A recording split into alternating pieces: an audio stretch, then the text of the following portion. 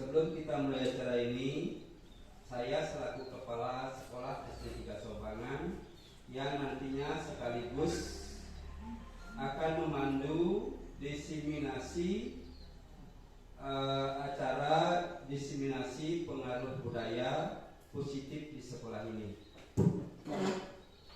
yang nantinya akan disampaikan oleh Nyoman Arista Agustini yang selaku guru penggerak angkatan 7 di Kabupaten Badung. Sebagai insan yang beriman, marilah kita memanjatkan doa agar acara pagi hari ini dapat berjalan dengan baik. Untuk itu, Bapak Ibu, begitu juga para narasumber, mari semuanya untuk berdiri.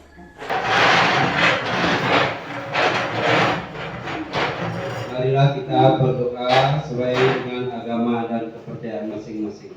Berdoa mulai.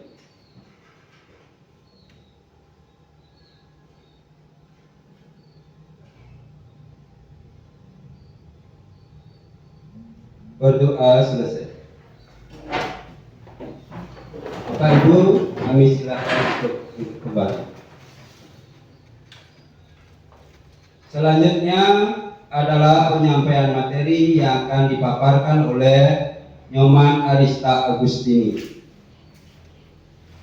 selaku calon guru penggerak angkatan 7. Kepada Ibu Nyoman Arista Agustini kami persilahkan.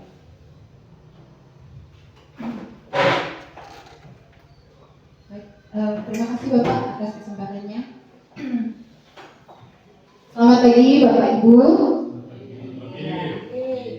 Sebelumnya saya ucapkan terima kasih banyak atas kehadiran Bapak Ibu memenuhi undangan saya pagi hari ini ya. Jadi kita berkumpul di sini seperti yang disampaikan Bapak Kepala Sekolah tadi. Jadi hari ini kita akan bersama-sama mendiskusikan ya, berbagi pengalaman dan juga pemahaman tentang budaya positif. Mungkin Bapak Ibu sebelumnya sudah pernah mendengar atau mungkin ada yang sudah tahu apa sebenarnya itu budaya positif ya. Tapi sebelumnya ya saya ingin mengajak Bapak Ibu breaking dulu sebentar ya. Jadi siapa tahu ada yang masih ngantuk atau gimana gitu ya. Oke, silakan Bapak Ibu berdiri ya. Jangan untuk berdiri dulu sebentar. Ice breaking kita pagi ini akan memadukan antara nyanyian dan juga gerakan. Jadi sebenarnya gerakannya simpel ya Bapak Ibu ya. Gerakannya cuma ada 5. Jadi saya, kalau katanya saya berarti tangan Bapak Ibu ke sini. Kalau senang seperti ini, ya. Kemudian kalau hidup tangannya disilang seperti ini, sehat seperti ini dan bersemangat. Ya. Nanti akan dipadukan dengan nyanyian. Ya seperti itu ya. Jadi saya senang, hidup, sehat, bersemangat. Ya, bisa Bapak Ibu kira-kira? Bisa. Oke, kita mulai ya. Saya senang, hidup, sehat, bersemangat. Saya senang, hidup, sehat, bersemangat. Saya senang, saya hidup, saya senang, saya sehat. Saya senang, hidup, sehat, bersemangat. Oke, sekarang lebih cepat ya Bapak Ibu ya. Lebih cepat ya. Oke, mulai ya. 1, 2, 3. Saya senang, hidup, sehat, bersemangat. Saya senang, hidup, sehat, bersemangat. Saya senang, saya hidup, saya senang, saya sehat. Saya senang, hidup, sehat, bersemangat. Oke, terima kasih Bapak Ibu. Tepuk tangan dulu. Bisa dulu ya. Ya, oke. Silakan duduk kembali. Jadi kalau sudah sehat, sudah bersemangat, ya, siap untuk menerima pemaparan materi pagi ini pastinya ya. Ya jadi saya perkenalkan diri dulu, perlu perkenalkan diri lagi ya. Jadi saya Nyoman Agis Agustini, seperti yang sudah disampaikan Bapak Kepala Sekolah tadi, CGP Angkatan 7 Kabupaten Bandung. Pada pagi ini akan memberikan pembahasan tentang materi budaya positif. Sebelum ada pun ruang lingkup dari diseminasi kita pagi ini, itu ada 8 submateri. Di antaranya ada disiplin positif, nilai-nilai kebajikan, teori motivasi, hukum penghargaan dan restitusi, keyakinan kelas, kebutuhan dasar manusia, 5 posisi kontrol, dan yang terakhir ada segitiga restitusi. Mungkin di antara submateri tersebut ada istilah baru, mungkin bagi Bapak Ibu guru ya. Nanti kita akan ulas bersama-sama. Baik, sebelumnya saya mau mengajak Bapak Ibu mengingat kembali tentang filosofi pendidikan yang disampaikan oleh Bapak Ki Hajar Dewantara, di mana menurut beliau pendidikan itu adalah tuntunan di dalam hidup tumbuhnya anak-anak. Yang dimaksud di sana adalah pendidikan itu menuntun segala kekuatan kodrat yang ada pada anak-anak agar mereka mampu menjadi manusia dan menjadi anggota masyarakat dengan dan dapat mencapai keselamatan serta kebahagiaan setinggi-tingginya, ya. Kemudian, berdasarkan filosofi tersebut, sehingga kita sebagai seorang pendidik di sekolah ini, kita memiliki kewajiban untuk membimbing dan memberikan pertolongan kepada anak didik kita agar mereka nantinya cakap dalam melaksanakan tugas hidupnya sendiri tanpa bergantung kepada bantuan orang lain. Jadi merdeka mereka. Ya, jadi tugas kita sekarang adalah memerdekakan anak-anak didik kita. Tapi merdeka di sini bukan berarti dia bebas-bebasnya ya Bapak Ibu ya. Merdeka dengan memiliki nilai-nilai yang diyakini oleh mereka. Nah, nilai-nilai yang diyakini ini kita bisa tumbuh kembangkan dengan membangun budaya positif di sekolah kita. Nah, sebelumnya saya mau mengajak Bapak Ibu memperhatikan ya. Jadi ada ilustrasi berupa kegiatan kepalan tangan. Ya, ada si A dan si B, di mana A ini adalah Anda dan B itu adalah teman Anda. Jadi Anda memiliki sesuatu yang berharga di tangan Anda. Anda kepalkan tangan Anda. Kemudian teman Anda dengan segala upayanya, dengan segala berbagai cara, dengan segala cara ingin membuka atau mengambil hal yang paling berharga yang Anda simpan di kepala tangan Anda tadi. Dia bisa melakukan dengan bujukan, atau mungkin dengan rayuan, dengan paksaan, atau bahkan dengan ancaman. Kira-kira kalau misalkan Anda, Bapak Ibu, ada di posisi tersebut, kira-kira apa yang akan terjadi? Apakah Bapak Ibu akan membuka kepalan tangan Bapak Ibu dan memberikan hal yang berharga tersebut? Atau mungkin Bapak Ibu akan mempertahankan? Bagaimana? Kira-kira apa yang akan Bapak Ibu lakukan? Membuka atau menutup kepalan tangan itu? Mempertahankan. Mungkin ada yang akan membuka jika diiming-imingi sesuatu. Iya, itu tergantung situasinya ya, Udah ya. Iya. Ya, jadi siapa sih sebenarnya yang memegang kendali di sini? Siapa yang memegang kendali? Iya, diri kita sendiri. Apakah kita akan mempertahankan atau kita akan membuka? Jadi tergantung situasinya juga, kebutuhan apa sih yang akan kita penuhi di sana. Ya, jadi anak-anak didik kita pun seperti itu, Bapak Ibu.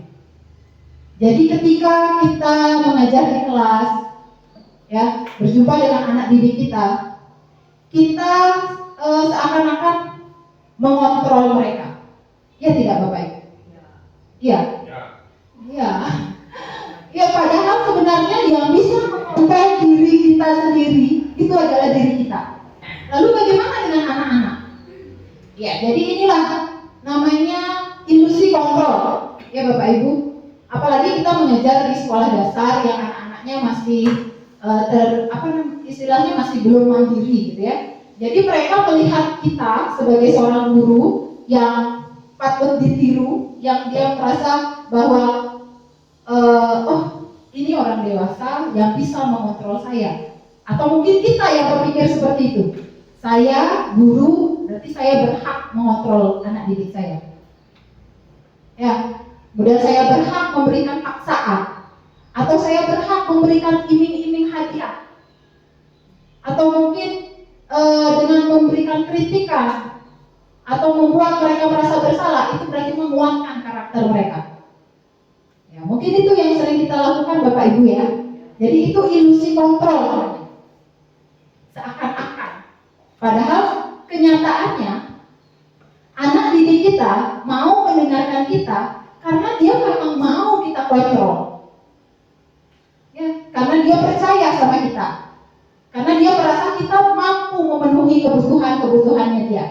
Sehingga dia mau dikontrol. Seperti Bapak Ibu tadi, kalau mau membuka tangan ya, kalau misalkan yang diiming-imingi berguna untuk saya atau mungkin lebih berharga dari yang saya miliki, ya udah saya buka kepala tangan saya akan mengikuti iming-iming yang diberikan oleh teman saya. Kan gitu tadi ya, murid itu seperti itu juga ya Bapak Ibu ya. Jadi kalau kita sebagai guru mampu memenuhi kebutuhan dia dengan berserah diri akan mengikuti apa yang kita harapkan. Nah itu sebenarnya ilusi kontrol ya, dimana itu hukumnya dari stimulus respon. Kemudian kita sekarang akan belajar merubah sedikit demi sedikit paradigma stimulus respon itu menjadi teori kontrol. Dimana teori kontrol itu sebenarnya adalah kita tidak mengubah orang, tapi kita mencoba untuk memahami pandangan orang. Jadi ketika ada sesuatu yang berbeda dengan kita, atau mungkin anak-anak didik kita melakukan hal yang berbeda dari teman-temannya, bukan berarti dia salah. Kita hanya perlu memahami kira-kira apa, karena semua perilaku, baik itu positif ataupun negatif, pasti memiliki tujuan. Yang dapat mengontrol diri itu hanya diri kita sendiri. Kita terhadap orang lain itu tidak mengontrol, kita hanya bisa memberikan informasi. Kemudian di dalam teori kontrol kita juga diajak belajar untuk berkolaborasi dan membuat konsensus untuk menciptakan pilihan-pilihan baru dengan memikirkan win-win solution atau solusi menang-menang. Jadi tidak ada saya harus menang, dia harus kalah, bukan seperti itu. Ya Bapak Ibu ya. Nah di teori kontrol yang dicetuskan oleh Dr. William Glasser inilah yang akan membangun disiplin positif, karena dari teori kontrol yang disampaikan Dr. William Glasser bahwa tidak ada yang bisa mengontrol diri kita kecuali diri kita sendiri. Maka disiplin itu penting untuk kita tumbuhkan dari dalam diri kita sendiri. Kemudian semua perilaku yang memiliki tujuan itu terbangun dari teori motivasi. Jadi adanya dorongan atau penggerak. Dan sebagai guru untuk kita yang memiliki peran penting ya di dalam menjalankan proses belajar di sekolah itu, kita memiliki 5 posisi kontrol yang nanti akan kita pelajari dengan menerapkan segitiga restitusi yang semuanya itu ya berdasarkan 5 kebutuhan dasar manusia. Jadi semua itu sebenarnya berawal atau berasal dari 5 kebutuhan dasar manusia. Apa saja 5 kebutuhan dasar manusia? Itu akan kita pelajari nanti, ya Bapak Ibu. Nah, kita mulai dari disiplin positif terlebih dahulu. Karena kita akan mengontrol diri kita, jadi kita harus memiliki disiplin positif itu terlebih dahulu. Kira-kira apa yang terlintas dalam benak Bapak Ibu ketika mendengar kata disiplin? Aturan. Iya, betul. Mentaati aturan. Ada lagi? Adanya kepatuhan. Iya, betul. Jadi disiplin itu adalah menaati aturan. Adanya kepatuhan di sana. Lalu kalau disiplin positif apa dong? Nah, ya. Kalau disiplin positif itu adalah suatu cara menerapkan disiplin tanpa adanya kekerasan kekerasan ataupun ancaman. Nah, sekarang coba Bapak Ibu merefleksi diri, coba melihat kembali ke diri. Ketika anak ingin membuat anak itu disiplin di sekolah, mentaati semua aturan di sekolah, apa yang telah Bapak Ibu lakukan? Apakah Bapak Ibu mengancam? Kerjain PR-nya ya, kalau tidak besok kamu Ibu hukum berdiri di depan kelas. Apakah seperti itu Bapak Ibu? Iya. Kadang-kadang ya, iya. Jadi ya namanya kita mau membangun disiplin di dalam diri anak yang memang ada banyak cara. Tapi sekarang kita akan belajar membangun disiplin itu dengan cara yang positif. Jadi meminimalkan adanya kekerasan ataupun ancaman tersebut. Ya Bapak Ibu. Karena kenapa? Dengan disiplin positif ini kita akan mengajari anak untuk memahami konsekuensi dari perilaku yang mereka lakukan. Kemudian juga mengajarkan tentang tanggung jawab serta hormat dalam berinteraksi dengan lingkungan. Sehingga ini dapat menumbuhkan motivasi dalam diri mereka untuk menghargai diri sendiri dengan nilai-nilai yang mereka yakini. Nilai-nilai apakah yang mereka yakini tersebut? Nah, itu adalah nilai-nilai kebajikan universal. Apa yang maksud dengan nilai-nilai kebajikan universal? Ya, ini.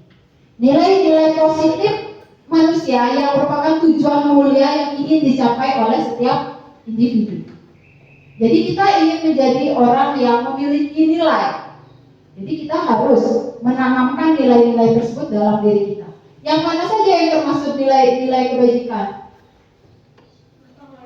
Iya, gotong royong. Nah, apalagi sekarang sudah ramai didengung-dengungkan. Ya, pendidikan karakter, merdeka belajar, yang bagaimana kita mewujudkan profil pelajar Pancasila. Di mana profil pelajar Pancasila itu ada 6 dimensi ya Bapak Ibu. Ada yang masih ingat? Apa saja dimensi dari profil pelajar Pancasila? Oke. Oke. Ya, bisa dilihat ya. Jadi profil pelajar Pancasila itu ada 6 dimensi, di mana di dalam 6 dimensinya itu terkandung nilai-nilai kebajikan universal. Jadi ada nilai beriman, mandiri, kemudian ada bernalar kritis, berkebinekaan global, gotong royong, dan kreatif. Ya, jadi semua ini harus kita tanamkan. Jadi kita mau mewujudkan profil pelajar Pancasila, ya kita harus menanamkan nilai-nilai ini. Nilai-nilai ini bisa kita tanamkan dengan menerapkan disiplin positif. Tapi perlu kita ketahui, ya, walaupun nilai-nilai ini adalah merupakan tujuan dari anak didik kita, ya, tapi tanpa adanya dorongan atau yang menggerakkan, dia tidak akan maju. Ya, tujuannya ada, tapi tidak ada yang mendorong. Nanti dia berasa, wah, itu terlalu jauh. Sepertinya saya tidak akan sampai. Udahlah, saya putar balik aja. Nah, bisa jadi seperti itu ya Bapak Ibu ya. Nah, itu sering terjadi sama kita ya. Kalau motivasinya tidak kuat, ya. Nah, itulah kita akan belajar tentang teori motivasi.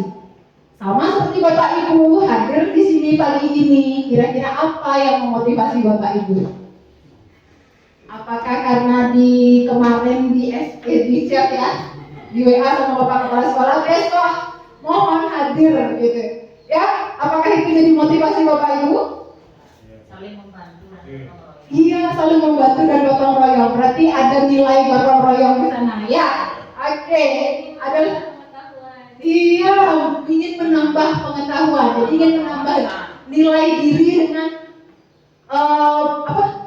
pengetahuan baru, gitu ya. Iya, jadi sebenarnya memang walaupun teori motivasi ini adalah penggerak atau pendorong yang bisa berasal dari luar ataupun dari dalam diri kita sendiri. Ya, seperti contohnya tadi, kalau Bapak Ibu memang hadir di sini untuk mendapatkan pengetahuan baru, itu berarti Bapak Ibu motivasinya dari dalam diri. Tapi kalau misalkan Bapak Ibu motivasinya karena hanya takut nanti saya ditegur Bapak Kepala Sekolah, ya, itu berarti motivasinya masih dari luar, ya Bapak Ibu ya. Ya, jadi ada 3 motivasi perilaku manusia. Jadi yang pertama untuk menghindari ketidaknyamanan atau hukuman. Jadi anak didik kita juga seperti itu, kadang bikin PR karena takut dihukum, nanti berdiri di depan kelas, nanti saya malu sama teman-teman. Udah saya bikin aja deh PR-nya. Ya. Itu motivasi yang pertama. Kemudian atau mungkin Bapak Ibu bukan tipe orang yang suka menghukum, tapi suka mengiming-imingi anak dia. Yang betul balik pulang. Oke, langsung berebut semua anak-anak angkat tangan. Ya Bapak Ibu ya.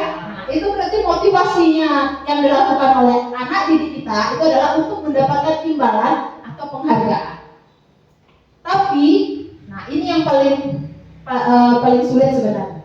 Bagaimana kita bisa menumbuhkan motivasi di mana mereka ingin menjadi orang yang mereka inginkan dan menghargai diri mereka. Pokoknya saya buat PR karena saya mau mengerti apa pembelajaran hari ini. Saya ingin mendapatkan nilai yang bagus atau ingin mendapat pengetahuan yang bagus. Itu yang akan kita bangun sekarang. Ya, kalau motivasi eksternal itu kita sendiri bisa ya. Jadi yang kalau motivasi internal itu memang dari dalam diri siswa. Ya, jadi kita perlu usaha yang lebih besar di sini untuk membangun tersebut. Nah, kemudian kira-kira apa yang bisa kita lakukan untuk membangun motivasi-motivasi ini? Ya, mungkin kita bisa memberikan hukuman, memberikan penghargaan, atau mungkin memberikan restitusi. Ya, kalau seperti tadi, sepertinya saya lihat Bapak Ibu di sini bukan tipe yang suka memberi hukuman ya. Ya Bapak Ibu ya. Apalagi sekarang sudah diwanti-wanti ya untuk bagaimana meminimalkan adanya hukuman. Ya, jewer anak didik, apa yang akan terjadi? Bapak Ibu mungkin sudah tahu akibatnya ya. Jadi saya rasa hukuman itu pasti sudah mulai diminimalkan. Karena memang hukuman ini memiliki efek negatif ya Bapak Ibu. Karena kita ketahui bahwa hukuman ini adalah suatu tindakan yang digunakan sebagai bentuk penebusan dosa gitu ya. Penebusan kesalahan. Jadi kayak serem gitu ya.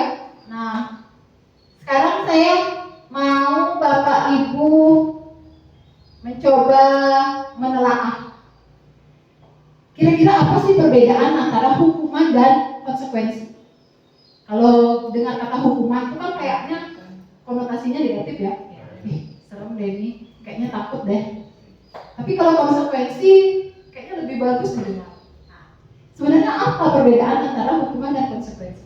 Coba diperhatikan pernyataan-pernyataan. Yang pertama, membersihkan coretan yang dibuat di meja tulis. Kira-kira itu hukuman apa konsekuensi Bapak Ibu? Konsekuensi. Oke, kita simpan dulu jawabannya ya.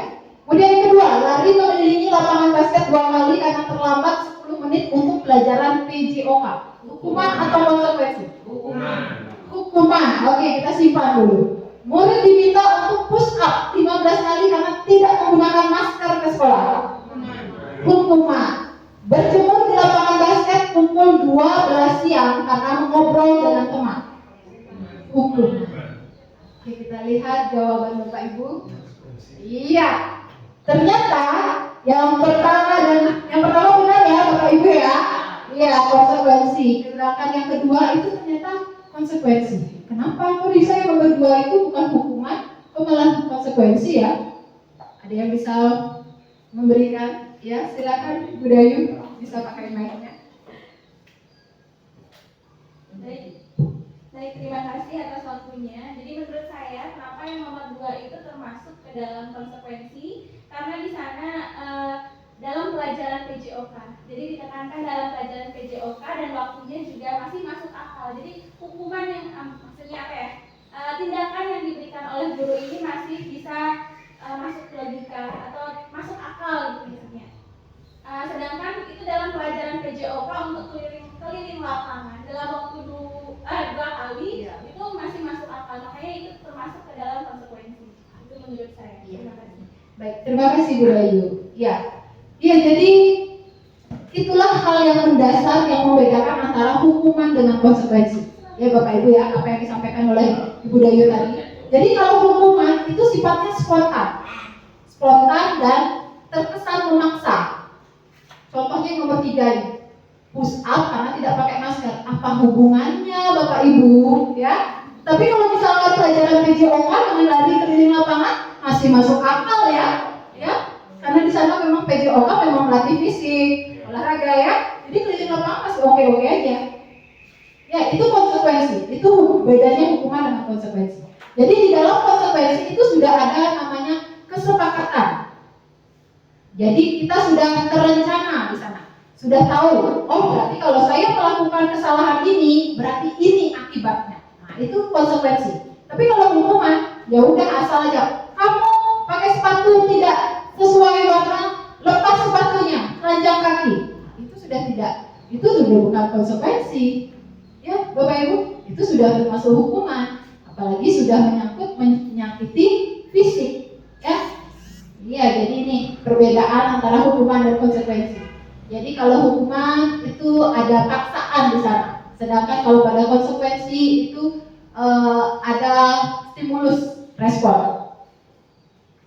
Kemudian ya dari perbedaan yang tadi saja sudah jelas terlihat bahwa hukuman itu memiliki efek negatif ya Bapak Ibu ya. Efek negatifnya apa saja? Ya bisa melukai fisik anak, kemudian bisa mempengaruhi otak anak, kemudian bisa mengganggu psikologi anak, trauma, depresi. Ya itu semua bisa ditimbulkan oleh hukuman tadi. Apalagi misalkan kita hukum dia di depan teman-temannya, apa yang terjadi? Dia akan malu. Ya, dia kalau misalkan anaknya punya mental yang bagus, ya kalau tidak punya mental yang bagus, langsung depresi, trauma, tidak mau sekolah anak didik kita. Ya Bapak Ibu ya, ya maka dari itu kita diwanti-wanti untuk bagaimana membangun disiplin itu tapi tanpa adanya hukuman atau ancaman. Nah lalu bagaimana caranya? Udah gak dikasih nih kita menghukum nih, gimana caranya buat anak disiplin? Ya, kita coba cara yang kedua, kita kasih penghargaan. Nah apalagi anak-anak SD nih ya, kayak berbaris di depan kelas tidak rapi, datang.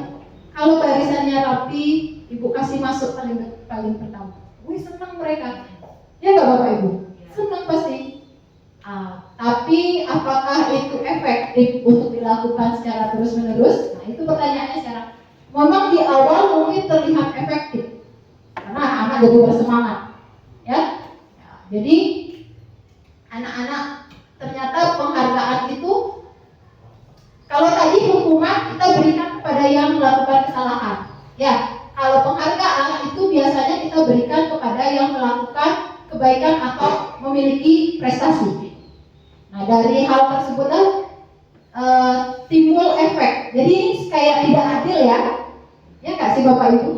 Kalau tadi hukuman yang salah jadi kayaknya yang salah itu benar-benar harus menanggung dosanya.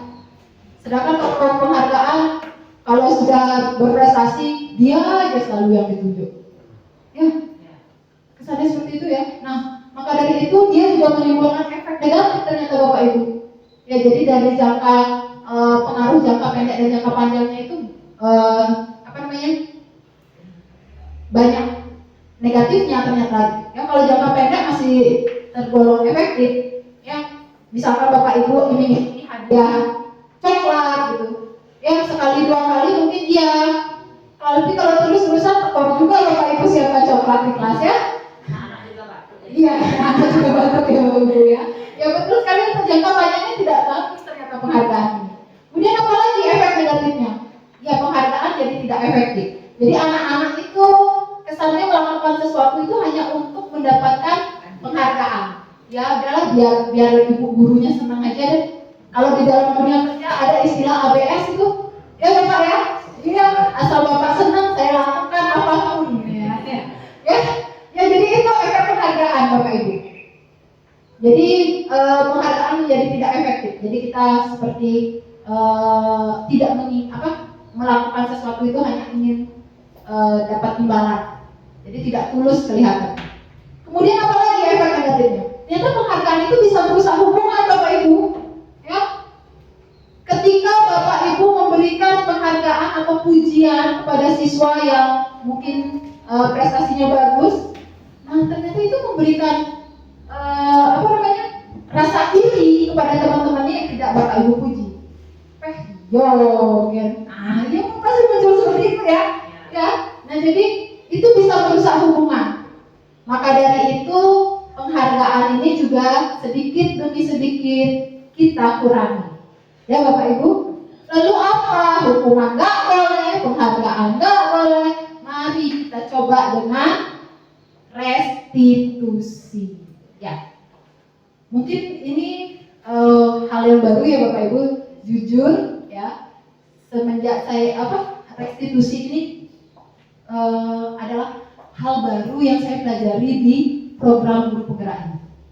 Jadi gara-gara saya ikut CGP ini saya tahu restitusi. Awalnya saya tahunya prostitusi aja.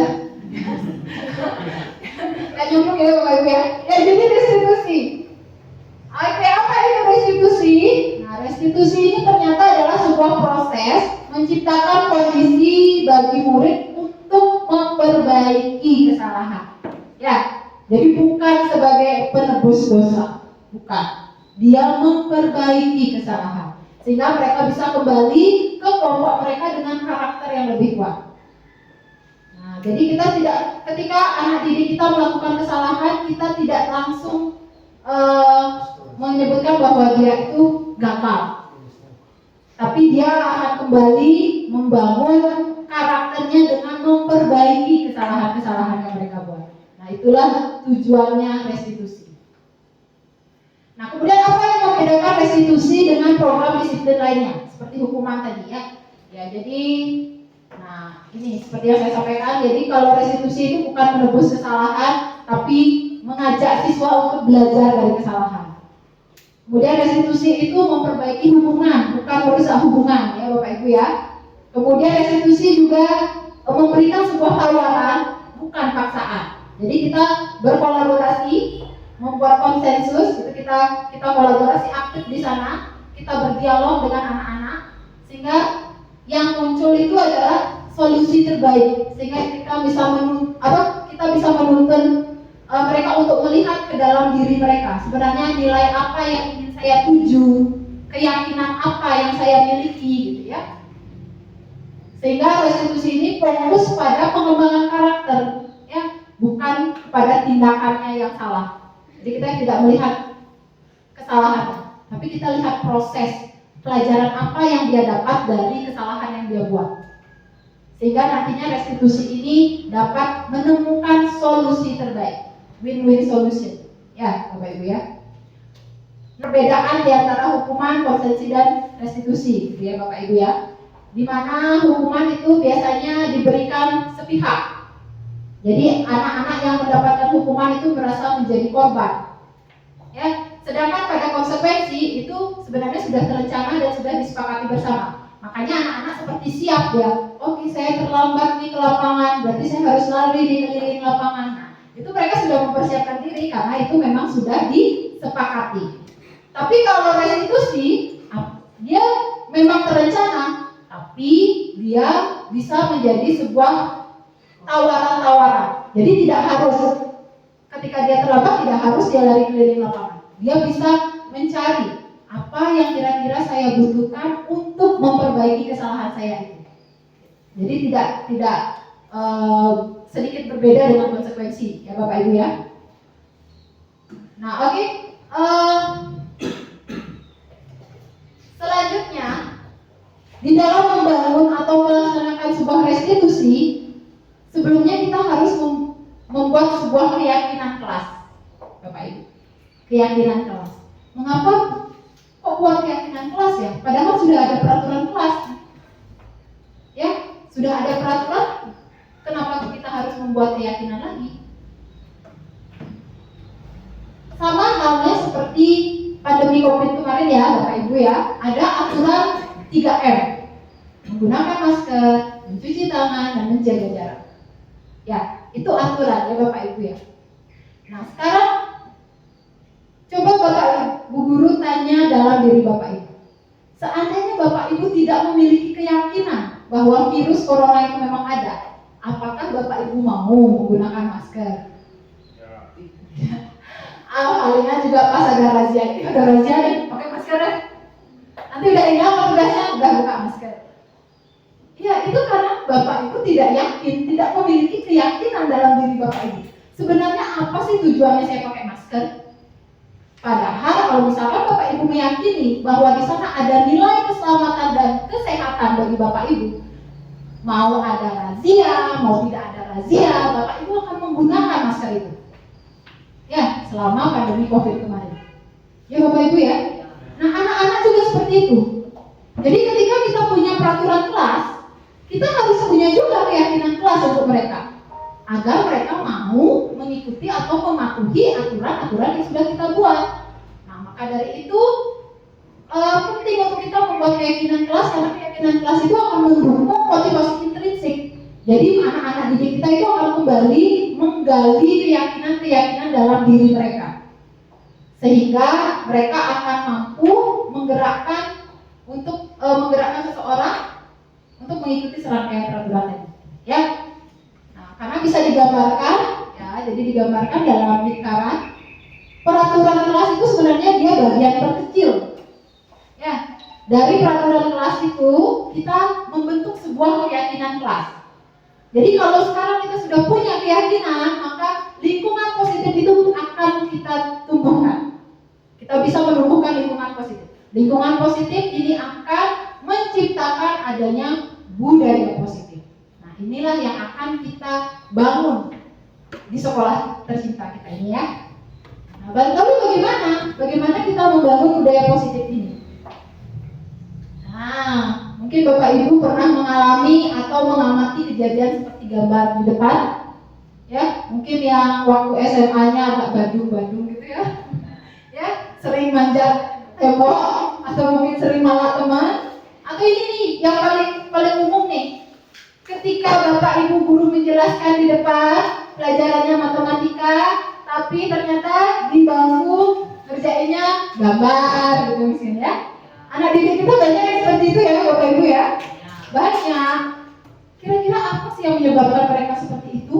Sesuai dengan teori kontrol tadi yang disebutkan oleh Dr. William Glasser, itu setiap tindakan manusia itu memiliki tujuan tertentu.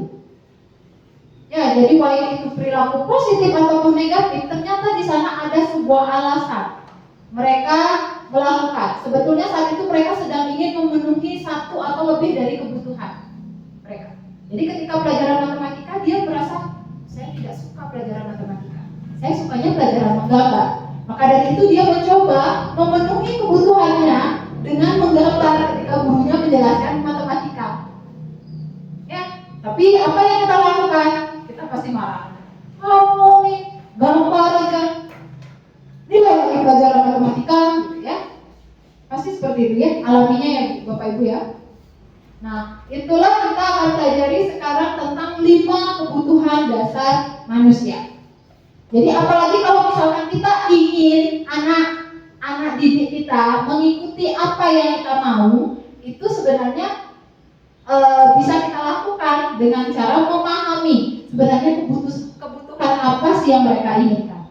Jadi ada 5 kebutuhan dasar, yaitu kebutuhan bertahan hidup, kemudian kebutuhan akan kasih sayang, kebutuhan akan pengakuan atas kemampuan, kebutuhan akan kesenangan, dan juga kebutuhan akan kebebasan. Ya, maka misalkan Bapak Ibu melihat anak didik Bapak Ibu ada yang suka mengganggu temannya atau mungkin suka membuat kegaduhan di kelas, jangan langsung dimarahi Bapak Ibu ya. Coba ditelusuri. Siapa tahu mereka kekurangan kasih sayang di rumah. Jadi hanya ingin mendapat perhatian dari Bapak Ibu, seperti itu. Ya, jadi kita harus memahami apa sih sebenarnya kebutuhan yang ingin mereka penuhi. Bisa nggak sih kita memenuhi kebutuhan mereka? Ketika dia percaya kita bisa memenuhi kebutuhannya dia, dengan senang hati dia akan rela kita kontrol. Gitu ya Bapak Ibu ya.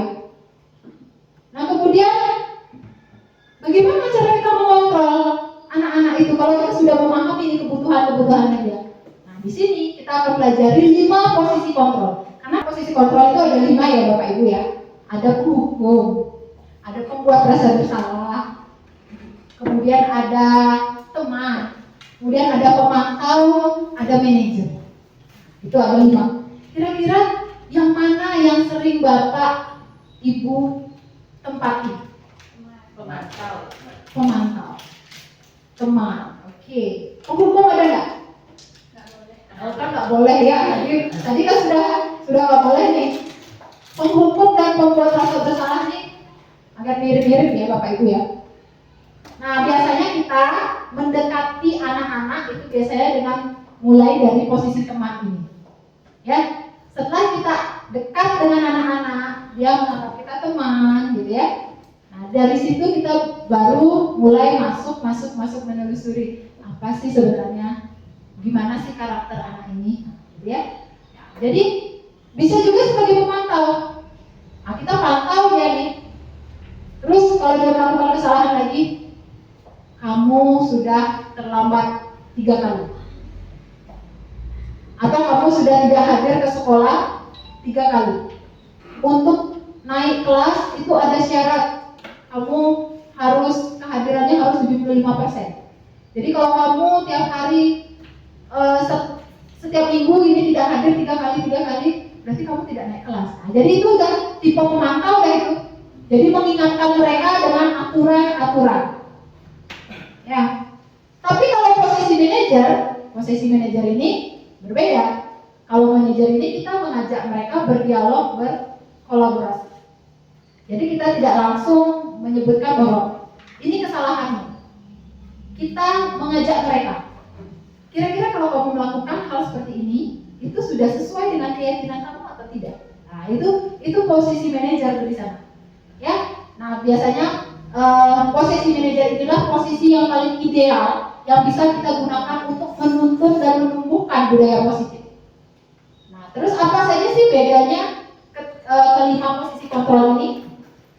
Jadi kalau sebagai penghukum, pembuat rasa bersalah, itu kita masih berada pada motivasi eksternal.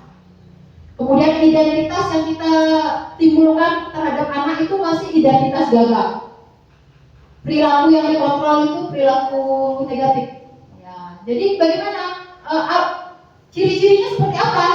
Ya, ciri-ciri guru yang menempati posisi penghukum itu biasanya dengan menghardik, menunjuk-nunjuk, menyakiti atau mungkin menyindir. Ya Bapak Ibu ya. Kalau yang membuat rasa bersalah itu dia berceramah, menunjukkan kekecewaan yang mendalam.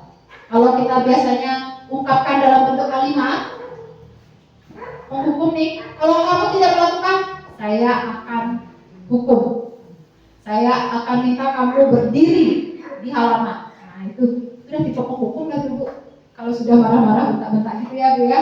Ya. Tapi kalau yang membuat rasa bersalah, jadi kita kayak buat anak itu, kamu sudah mengecewakan Bapak Ibu. Anak-anak, kalau kalian mau tetap bicara berarti ibu yang bilang.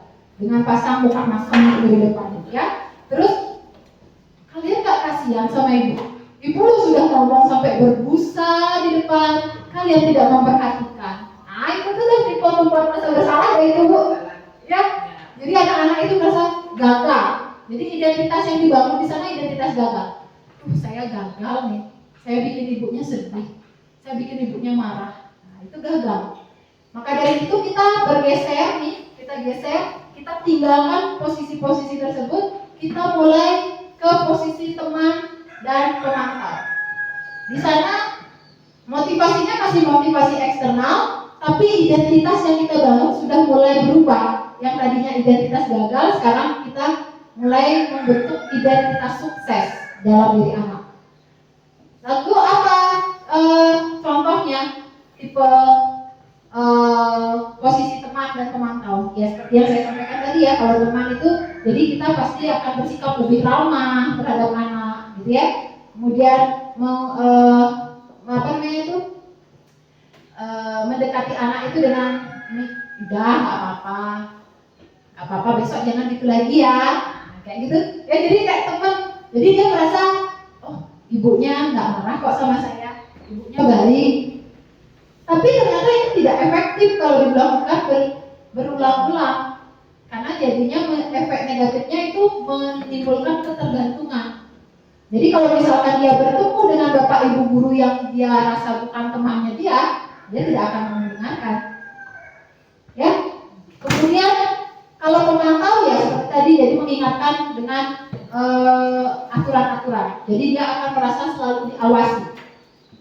Nah, jadi posisi yang ideal, paling ideal itu adalah posisi manajer. Karena posisi manajer itu motivasi yang ditimbulkan itu adalah motivasi intrinsik. Jadi motivasi dalam diri anak. Kemudian identitas yang ditimbulkan adalah identitas sukses. Lalu bagaimana ciri-ciri guru yang sudah mendapatkan posisi manajer? Jadi guru itu biasanya mengajukan pertanyaan-pertanyaan. Jadi kayak berdialog itu dengan siswa. Tidak langsung bilang, dah nih kamu salah nih, kamu deh yang salah nih. Dah nggak usah banyak alasan. Nah, udah. Itu sudah bukan manajer. Kalau manajer, dengarkan. Kita ajak dia berdialog. Sebenarnya apa kejadiannya? Bagaimana? Kenapa bisa seperti itu? Ya. Lalu kita apa yang sudah kamu yakini? Apakah perbuatanmu yang seperti itu sudah menunjukkan jati dirimu? Apakah kamu memang orang yang seperti itu? Gitu. Ya, jadi itu yang kita ajak anak untuk berdialog sehingga akan dapat menguatkan karakter mereka. Nah, melaksanakan menjalankan posisi kontrol manajer itu kita bisa menggunakan segitiga restitusi dalam menyelesaikan sebuah permasalahan yang mungkin ditimbulkan oleh anak didik kita bisa menggunakan segitiga restitusi. Ya, apa itu segitiga restitusi? Nah, apa ya? Ada yang tahu mungkin Bapak Ibu? Segitiga restitusi. Ya, segitiga restitusi itu adalah merupakan suatu proses dialog yang dijalankan oleh guru atau mungkin orang tua untuk dapat menghasilkan murid yang mandiri dan bertanggung jawab. Segitiga restitusi ini ada 3 langkah. Ya, proses dialog yang dilakukan ini ada 3 langkah. Yang pertama itu adalah menstabilkan identitas. Jadi kita stabilkan dulu identitas. Dia masih dalam keadaan yang antara saya gagal atau saya sukses nih. Nah, itu ya. Jadi tugas kita di sini stabilkan dulu. Stabilkan, setelah dia stabil kita validasi. Ya, validasi bahwa kesalahan itu bukanlah suatu hal yang gagal. Setiap orang pasti pernah mengalami kesalahan, ya. Dan setiap perilaku itu pasti ada alasan. Kenapa kamu bisa melakukan hal tersebut? Kemudian yang terakhir itu baru menanyakan keyakinan. Ya, menanyakan keyakinan. Jadi kita lihat ke dalam diri. Oh, kamu sudah melakukan hal tersebut, itu sudah sesuai dengan keyakinan kamu enggak? Nah, itu menanyakan keyakinan. Ya. Nah, ini kalau kita tinjau dari teori kontrolnya Gleiser, ya, jadi menstabilkan identitas itu dilakukan karena semua ingin melakukan yang terbaik, ingin mempertahankan diri, gitu lah. Pokoknya mempertahankan hal yang dianggap penting. Dan semua perilaku itu juga memiliki alasan dan kita semua memiliki motivasi dalam diri kita. Itu kalau kita lihat dari teori kontrol. Sehingga di dalam menjalankan segitiga restitusi, di sisi yang pertama itu kita menstabilkan identitas, itu sebenarnya kita sedang membantu anak untuk tenang dan kembali kepada suasana hati saat proses belajar dan penyelesaian masalah dapat dilakukan. Jadi kita tenangkan dulu. Jadi kalau Bapak Ibu mendapati anak didiknya sedang berkelahi gitu ya, sedang berkelahi, jangan malah keduanya dihukum ya Bapak Ibu ya. Udah kamu berdua nih berantem aja kerjaannya, udah berdiri di halaman tuh, kita tinggal. Tidak seperti itu Bapak Ibu. Ya, jadi kita stabilkan dulu, kita bisa tanyakan, ya nggak apa-apa, berbuat salah itu tidak apa-apa. Anggap deh kalau misalkan dia berantem, dia lagi tonjok di temannya, nggak apa-apa. Itu kamu lagi membela diri, gitu ya. Lagi bukan berarti suruh anaknya tonjok lagi, enggak ya. Jadi ya nggak apa-apa, kamu lagi membela diri kan. Nah, ya, jadi di sini ibu tidak tertarik mencari siapa yang benar, siapa yang salah. Ya, tapi kita ingin mencari solusi. Ayo kita sama-sama cari apa sih sebenarnya, gitu ya. Setelah dia tenang, suasana hatinya udah tenang, udah stabil, nah baru kemudian kita tanya lagi, itu kejadiannya kayak gimana sih, kok bisa ya kamu sampai semarah itu sama dia, gitu ya, kenapa gitu. Padahal kalau dilihat dari cerita, udah cerita udah sini anak-anak ya, ada cerita dilihat dari cerita, wah kalau ibu jadi kamu tuh ibu marah sekali. Bisa, itu kamu baru tonjok. Ibu tuh bisa ibu pingsan-pingsan kan? Ya, bisa ucapan seperti itu. Jadi dia seperti, oh berarti saya nggak salah dong kayak gitu dan gitu kesannya pertama. Mungkin pertamanya dia merasa seperti itu ya Bapak Ibu ya. Tapi itu tujuannya untuk apa? Untuk menenangkan dirinya. Karena kalau orang marah ditambah di pojok, kamu salah, ya pasti akan melunjak marahnya. Ya Bapak Ibu ya. Jadi tenangkan dulu. Dia nggak apa-apa, itu marah aja. Wah padahal bagus loh itu, kamu tonjok aja. Ya, nah itu karena padahal kamu bisa loh melakukan hal yang lebih buruk lagi. Tapi ternyata kamu sabar ya. Ternyata kamu bisa mengendalikan dirimu. Oh kamu cuma tonjok sedikit aja. Itu bagus. Ya, jadi kita bangun lagi kepercayaan diri anak tersebut. Ya, jadi dengan memvalidasi tindakan ini kita memenuhi kebutuhan dasar serta guru berusaha memahami bagaimana kalau kita yang di posisinya dia. Kita diejek aja terus, oh iya ibu juga marah kalau diperlakukan seperti itu. Itu ya di validasi tindakan. Kemudian setelah dia mengakui bahwa ternyata memang apa yang dia lakukan dia sudah tenang. Nah baru kemudian kita tanyakan keyakinannya dia. Nah kalau kamu tonjok temanmu seperti itu, hidungnya berdarah, kamu suka lihat temanmu berdarah seperti itu, gitu misalkan ya. Pasti nantinya dia langsung, oh iya no, baru lihat temannya, bonyok ternyata, aduh kasihan loh. Nah pasti ada, namanya manusia ya Bapak Ibu ya. Semarah-marahnya dia, kalau dia sudah mulai tenang, oh iya ternyata, wah tadi kata-kata saya ternyata sangat menyakitkan ya. Nah gitu ya pasti ada seperti itu. Jadi ketika sudah setelah dia divalidasi, kita yakinkan lagi, ya kita tanya apa sih sebenarnya keyakinan. Emang kamu suka jadi orang pemarah seperti itu, gitu ya? Apakah itu yang kamu harapkan? Jadi orang seperti apa sepertinya yang sebenarnya kamu inginkan? Padahal saya sebenarnya nggak pengen loh Bu jadi pemarah seperti itu. Ya, kalau sekarang kamu tidak mau jadi pemarah seperti itu, ayo sekarang kita mulai. Gimana sih caranya biar kita tidak pemarah seperti itu? Nah, kita ajak dia. Kita tidak bukan kita yang memberikan, kamu harus gini ya, kamu harus gini. Tidak, kita ajak dia. Biar dia sendiri yang memikirkan, oh iya ya Bu ya, kalau nanti saya marah, kalau dia lagi ejek-ejek saya menghindar aja deh Bu. Atau saya lakukan hal lain aja, biar saya tidak marah sama dia lagi. Nah, itu misalkan ya. Ya, baik Bapak Ibu, jadi itulah tahapan-tahapan dari segitiga restitusi. Nah, sekarang saya akan menampilkan penerapan segitiga restitusi yang sudah saya lakukan di kelas saya. Mohon izin ya Bapak Ibu.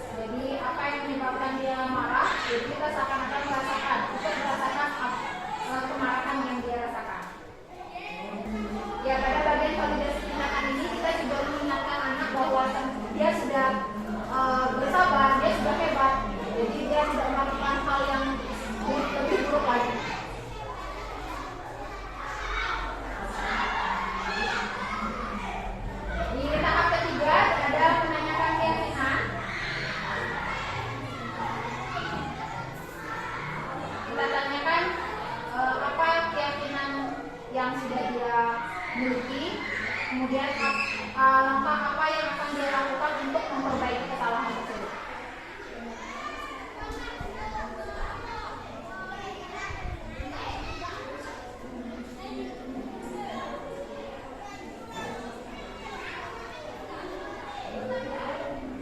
Ya, jadi begitu kira-kira ya sekilas contoh penerapan segitiga restitusi.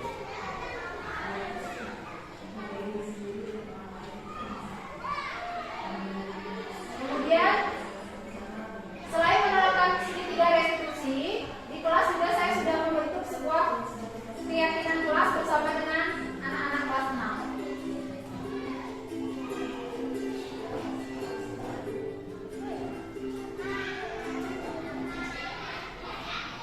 Ya, jadi selain menerapkan segitiga restitusi, saya juga sudah membentuk keyakinan kelas di kelas 6. Jadi ini adalah dokumentasi ketika saya melakukan pembentukan keyakinan kelas bersama anak-anak kelas 6.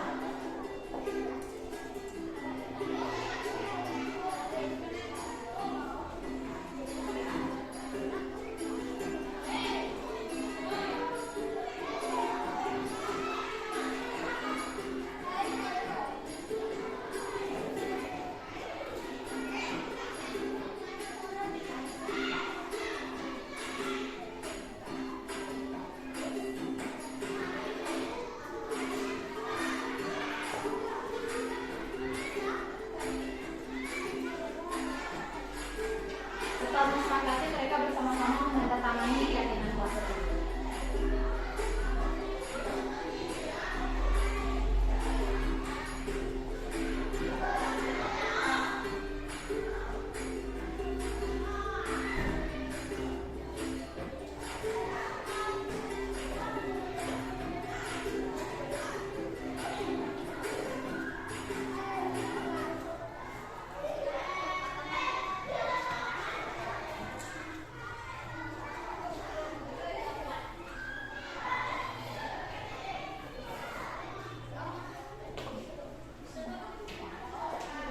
Baik, jadi itu kira-kira ya Bapak Ibu ya contoh penerapan budaya positif yang sudah saya lakukan di kelas. Jadi sekian materi yang bisa saya sampaikan hari ini. Sebelum kita akhiri, mungkin Bapak Ibu masih ada hal yang ingin ditanyakan. Bisa saya berikan kesempatan, mungkin kurang lebih 5 menit ya untuk tanya jawab. Atau mungkin sudah pas semuanya? Sudah pas Bapak Ibu? Oke, sudah pas. Berarti sudah siap untuk membangun budaya positif di SD nomor 3 Sabaran? Sudah siap. Baik, tepuk tangan untuk kita semua ya. Baik, akhir kata saya ucapkan terima kasih. Sekali lagi saya ucapkan terima kasih banyak atas kehadiran Bapak Ibu, dan saya juga mohon maaf apabila pada penyampaian tadi saya banyak salah-salah kata atau mungkin ada hal yang menyinggung perasaan Bapak Ibu. Saya minta maaf ya Bapak Ibu ya. Waktu dan kesempatan saya kembalikan ke Bapak langsung.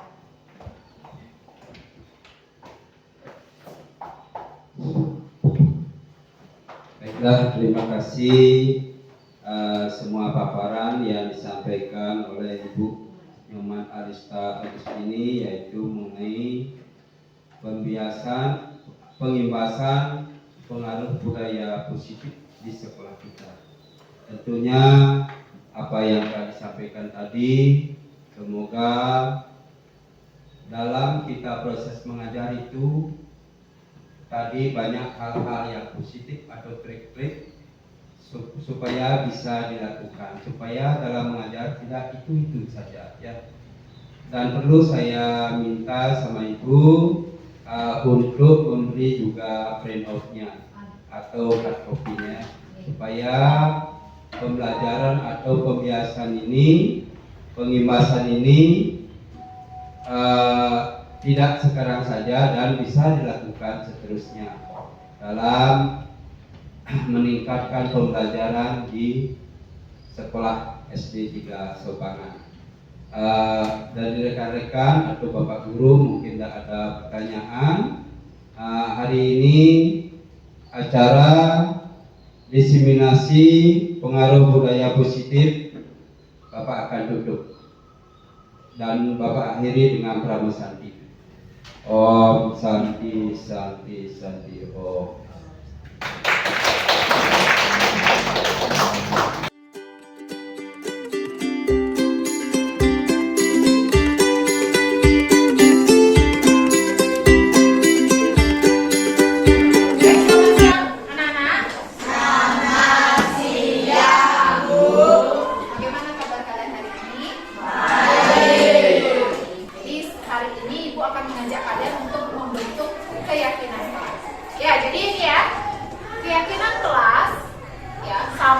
Sama nggak dengan peraturan kelas? Kita kan punya peraturannya di kelas ya. Apakah keyakinan kelas itu sama dengan peraturan kelas? Kelas itu kan mewajibkan kalian. Ya, jadi kalau namanya aturan, kalau dilanggar berarti harus ada apa? Ada apa? Ya, ada sanksi. Ya nggak ya? Kalau sebuah peraturan kalau dilanggar itu harus ada sanksi atau apa bahasanya kalau sanksi itu? Hukuman atau konsekuensi. Jadi harus ada resiko dari semua. Jadi ada akibatnya. Ya. Tapi kalau keyakinan kelas itu berdasarkan nilai-nilai yang ingin kalian dapatkan. Misalkan ya, jadi kalau peraturan kelas itu kesannya seperti memaksa kalian ya, harus patuh gitu ya. Tapi kalau keyakinan itu kalian karena saya yakin ya saya jalani ya, itu jadinya ya. Maka dari itu kita akan membentuk keyakinan sekarang. Jadi bukan peraturan. Yang ibu ingin bangun di kelas ini itu adalah kesadaran dari dalam diri kalian. Bukan hanya serta-merta saya patuh biar saya tidak kena sanksi. Bukan itu yang ibu harapkan. Tapi yang ibu harapkan adalah kalian mau melakukan kebaikan, melakukan hal-hal positif karena memang kalian ingin mendapatkan kebaikan, ya, ingin mendapatkan manfaat dari apa yang kalian lakukan. Itu yang ibu inginkan. Maka dari itu sekarang ibu mengajak kalian, ayo kita berpikir suasana atau pembelajaran di kelas yang seperti apa yang saya harapkan, yang saya inginkan. Nah, itu dulu dipikirkan. Ya, saya ingin belajar di kelas yang seperti apa, dengan orang-orang yang bagaimana. Nah, itu ya, itu harus kalian pikirkan sehingga saya bisa nyaman belajar di kelas. Tidak ada rasa tertekan. Saya datang ke sekolah tidak ada rasa paksaan. Ya, ibu mau kalian datang ke sekolah memang karena kalian rindu dengan suasana di sekolah. Kalian rindu dengan teman-teman kalian rindu dengan bapak ibu guru di sekolah. Ibu maunya seperti itu. Maka dari itu hari ini kita akan membentuk sebuah keyakinan kelas. Ya nak ya? Nah, jadi nanti kalian tulis ya keyakinan kelas yang seperti apa yang kalian inginkan, itu ditulis di kertas post-it ini, ditempel. Nanti dari beberapa keyakinan yang dibuat kan mungkin aja ada yang sama ya, ada yang sama, nanti kita akan pilih ya, kita akan pilih beberapa yang yang nilainya sama, itu kita pilih satu aja ya. Jadi kita akan menentukan berapa kira-kira kita punya keyakinan kelas ya.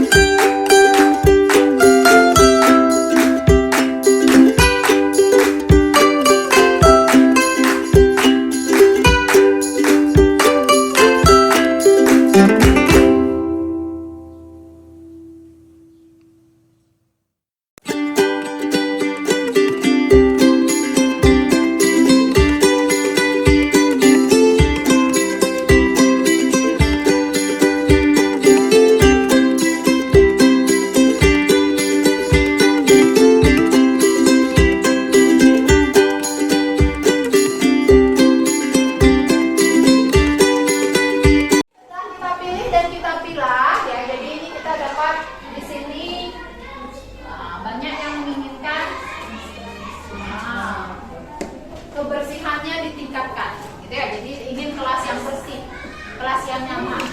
Kemudian ada juga yang ingin kelas yang kompak, ya. Kemudian ada yang ingin kelas yang tertib.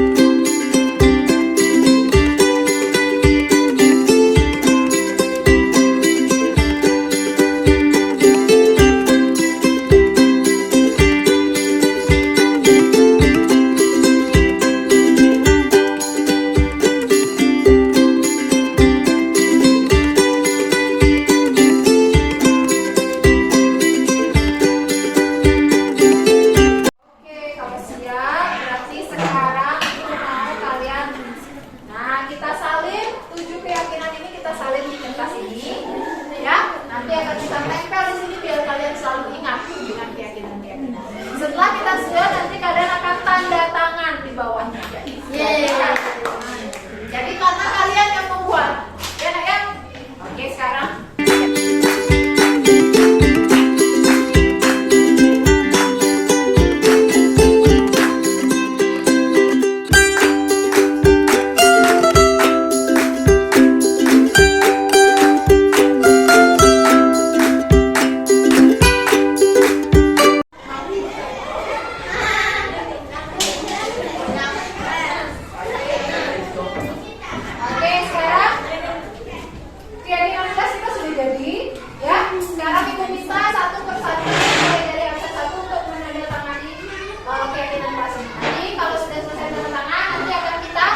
Tempel di depan kelas, ya nak ya? Ya.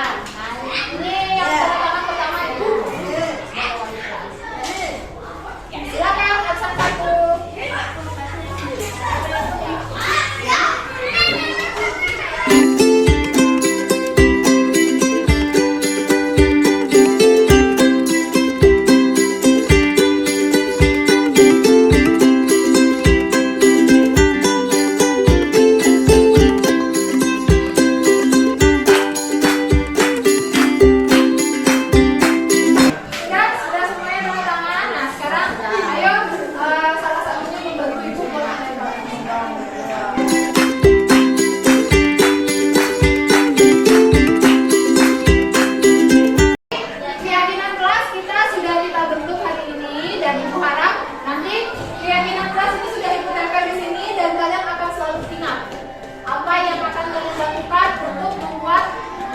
Suasana kelas ini menjadi seperti apa yang kalian harapkan. Alasan lagi untuk tidak melakukan apa yang sudah kalian yakini.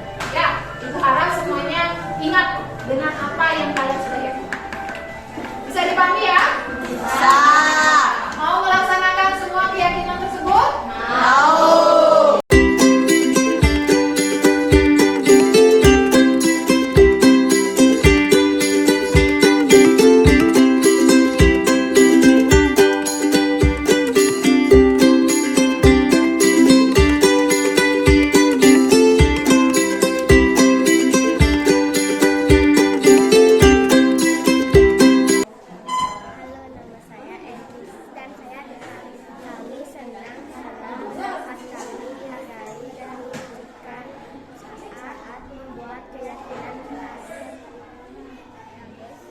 Saya senang karena saya diajak membuat keyakinan kelas bersama Bu Elista, karena sesuai dengan keyakinan kelas yang kami inginkan.